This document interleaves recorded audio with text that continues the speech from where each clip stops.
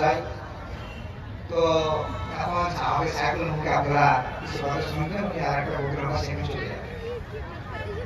তো আপনাদের সামনে আমাদের গ্রামে কদমপুর গ্রামে আমি সাইকুল ইসলাম আপনাদের সামনে কিছু কথা রাখবো, তারপর আমাদের লাইভ আসবে। নারাই তকবীর, নারাই তকবীর। আবো গানে থাকলে হবে, একটু জুড়ে বসে দিয়েছি।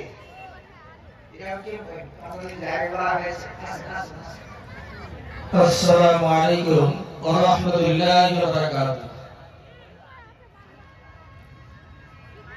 কবরস্থান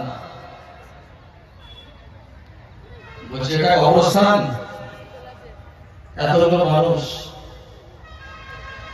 বাড়ির পাশ দিয়ে যদি ছোট্ট একটা মশা ঝাঁক যায়, তাদের গুনগানি আওয়াজ শুনে আমরা বুঝতে পারি যে এক ঝাঁক মশা যাচ্ছে। আর আমরা শ্রেষ্ঠ